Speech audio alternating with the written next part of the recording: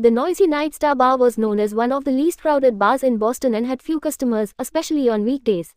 However, that didn't stop Rose Davison from going in and spending what little money she had left on vodka shots. "Mom, I think you need to stop. You are clearly losing your balance, and it doesn't look like you came here with anyone who can take care of you.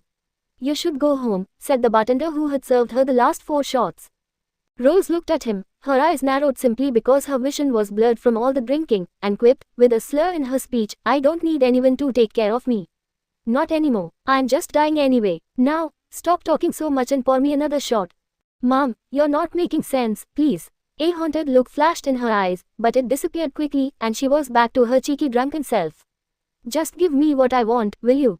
The bartender gave up and poured her another shot. Rose quickly downed the drink and started swaying and singing aloud with the music playing in the bar. She loved the song and was just losing herself in the music when suddenly there was a thud. She realized she had stumbled against a table and knocked something off. She turned around to see a laptop lying on the ground. "Oh God, I'm so sorry, I didn't mean to." Rose stumbled on her words as she tried to pick up the laptop. Its owner was a sleek-suited man, Lucky. He looked up at her as if she was a problem he could do without. "What? Nothing. I just came to Boston recently on a mission. But of course, I didn't have any luck and failed. But you know, I don't really have any luck left, and life hasn't been kind to me, so I thought, honestly, who gives a damn anymore? Let's get a drink, and this is the first place I found." The man pinched the bridge of his nose, barely hanging on to his patience as he muttered, "Thanks for clarifying. If you could now just stay away from my laptop." Instead of going away, Rose moved closer to him and put her arm around his shoulders. "Do you believe in Murphy's Law?" She was so drunk that her words were starting to get jumbled.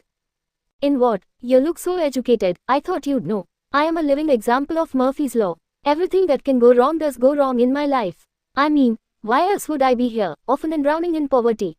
She looked around as if telling him a secret.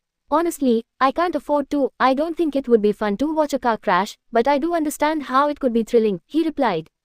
"Do you want to watch my car crash?" Rose asked him, slowly sliding onto his lap.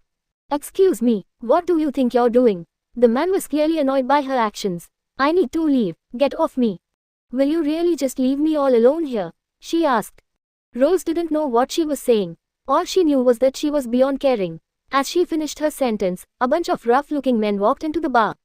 "You are welcome into this bar, let alone have a drink here.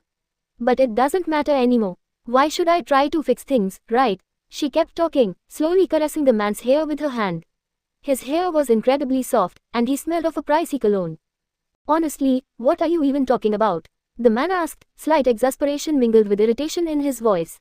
"Life, my friend, my life is like a car crash. I know it's